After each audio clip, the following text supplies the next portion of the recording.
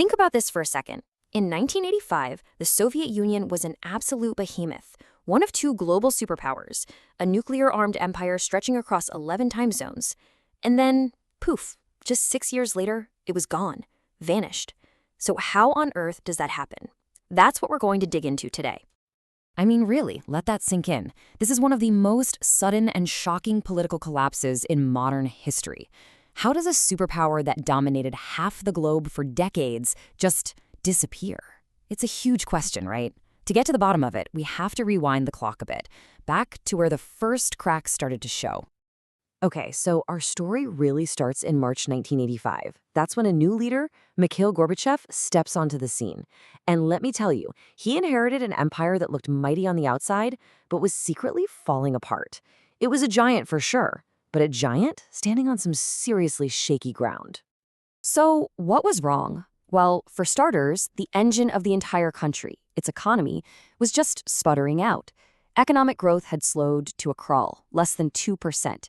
Now, that might not sound like a total disaster, but for a top-down, planned economy like the Soviet Union's, it was a red alert, a huge sign that the whole system was fundamentally broken. And here's one of the biggest reasons why.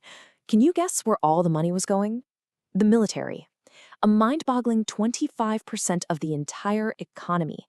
I mean, a full quarter of every single thing the country produced was being funneled into the arms race against the US. That kind of spending absolutely starves everything else. Healthcare, farming, making simple things for people to buy. It was all being sacrificed for tanks and missiles. And for the average person living in the Soviet Union, this wasn't some abstract economic theory. This was real life. It meant you'd go to the store and find the shelves totally empty. It meant your standard of living was actually going down. And on top of all that, there was the endless, bloody war in Afghanistan, which had already cost 15,000 Soviet soldiers their lives. The system just wasn't working for its people. Not anymore. So into this mess steps our guy, Mikhail Gorbachev. Now, you gotta understand, Gorbachev wasn't a revolutionary trying to tear the system down. Nope, he was a true believer. His goal was to save the Soviet Union. He thought, okay, the system is broken, but we can fix it, we can modernize it. And he had a pretty audacious plan to do just that. His first big move was a policy called perestroika. In Russian, that means restructuring. This was all about the economy. The idea was to shake things up, introduce some small-scale market-style ideas, and basically try to jumpstart the economy that had ground to a halt. But his second idea? Whew, boy, this was the truly explosive one. It was called glasnost, which means openness. The logic seemed pretty sound, right? Let's allow people to speak up, to criticize, to point out what's wrong so that we, the government, can actually fix it. Gorbachev thought of it as a carefully controlled pressure release valve for society.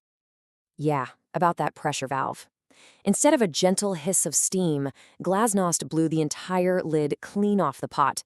All the anger, all the frustration that had been bottled up for decades just came roaring out.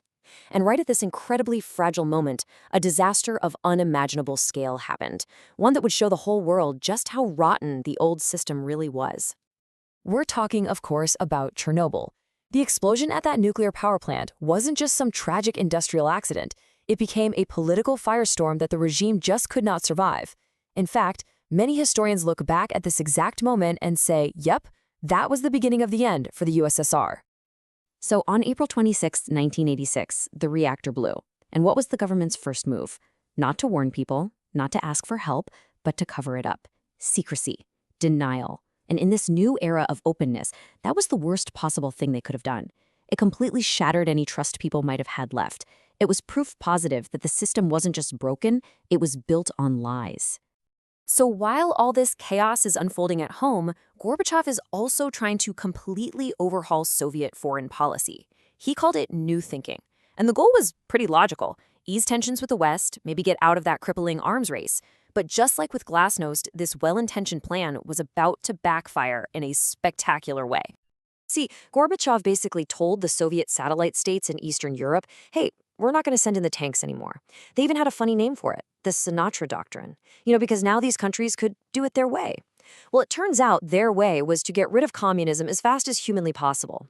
The result was a tidal wave. In the single, unbelievable year of 1989, these regimes just fell like dominoes, ending, of course, with the most famous moment of all, the fall of the Berlin Wall. And that domino effect didn't just stop at the Soviet border. The 15 republics inside the USSR were watching all of this. And they thought, hey, if Poland can do it, why can't we? A huge wave of nationalism just swept across the Union. Lithuania was the first to officially declare independence in 1990. Latvia and Estonia were right behind them. The empire was literally starting to crumble from the outside in. Okay, as you can imagine, the old-school communist hardliners are watching this, and they are absolutely panicking. To them, Gorbachev wasn't saving the system, he was killing it. So, in August of 1991, they decide enough is enough. They launch a desperate, last-ditch coup to slam on the brakes and drag the country back to the way things were. And the imagery from this moment is just incredible. It tells you everything you need to know. On one side, you have the coup leader on TV, his hands literally shaking for the whole world to see. He's the face of the weak, dying old guard. And on the other side, you have this firebrand politician, Boris Yeltsin, climbing on top of a tank, rallying the crowds in Moscow to resist. Talk about a powerful image. Well, the coup was a complete and utter disaster. It fizzled out in just 3 days. And here's the ultimate irony. This desperate attempt to save the Communist Party's power was the very thing that destroyed it, once and for all. It was the final nail in the coffin. After that failed coup, the floodgates just burst open. Any shred of authority the central government in Moscow had was gone. And the final unraveling happened so fast it was dizzying. It was a rapid-fire series of events. First, all the other republics basically sprinted for the exit, declaring independence. Then, on December 8th, the leaders of the 3 biggest republics, Russia, Ukraine, and Belarus, got together and signed a document that officially dissolved the USSR.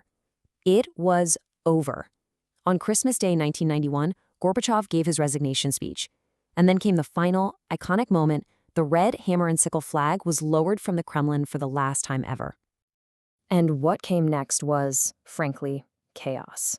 For millions of ordinary people, the collapse of the empire wasn't a celebration. It was the start of an economic nightmare. In Russia alone, inflation in 1992 shot up over 2,000%. Can you even imagine? People's life savings were wiped out overnight. It was a brutal, brutal time. Which brings us back to the great irony of this whole story. Remember Gorbachev, the man who just wanted to save the Soviet Union?